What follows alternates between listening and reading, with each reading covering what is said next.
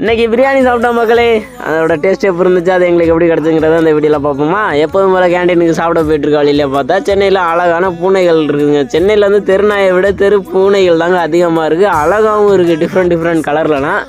அதை பார்த்துக்கிட்டு போயிட்டு இருக்கல அருமையான வாசனைங்க, பேக்கரி ஸ்மெல்லு தூக்குது. என்னடான்னு பார்த்தா அண்ணன் புன்னகையோட பேக்கரி வச்சு நடத்திக்கிட்டு இருக்காப்புல. அண்ணன் அழகாக சின்னதாக வீட்டோட அட்டாச்சான ஒரு சின்ன ரூமில் தாங்க பேக்கரி வச்சு நடத்துகிறாங்க. சரி, இந்த பேக்கரிக்கெலாம் யார் வர போகிறான்னு பார்த்தா கஸ்டமர்லாம் வந்து பாப்பா வந்து கேட்கலாம் கேட்குறாங்க. ஆனால் அண்ணன் தான் கொடுக்க மாட்டார், அது ஒரு விஷயம். ஏன்னா பல்க் ஆர்டர் மட்டும்தான் கொடுப்பாங்க, பெரிய பெரிய கடைகளுக்கு மட்டும்தான். அங்கேருந்து நம்ம அங்கே சாப்பிட வந்தோம். என்னடா இன்னைக்கு சாம்பார் தானான்னு ஒரு சளிப்போட வந்தோம். ஆனால் இன்னைக்கு எங்கள் மேனேஜர் இருந்தால் தம்பி பிரியாணி சாப்பிடுங்கட்டாங்க.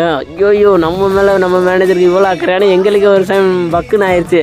அது இல்லாமல் முட்டையெல்லாம் வச்சு கொடுக்குறாங்க. இந்த பக்கம் பார்த்தா நாட்டி ரைஸ் கொடுத்துருந்தாங்க. சரி, பிரியாணி சாப்பிட்டு ஸ்வீட் சாப்பிடாம போனால் அது சாமி குத்தமாயிரும் அப்படின்ட்டு ரூமுக்கு போகிற வழியே சின்னதாக ஒரு பொட்டி கடை இருந்துச்சு. அதில் ரவா லட்டு சாப்பிட்டோம். இதெல்லாம் தீபாவளி டைமில் நம்ம அம்மா கையால் சாப்பிட்டது. சரி மக்களே, அடுத்த வீட்டில் பார்ப்போம்.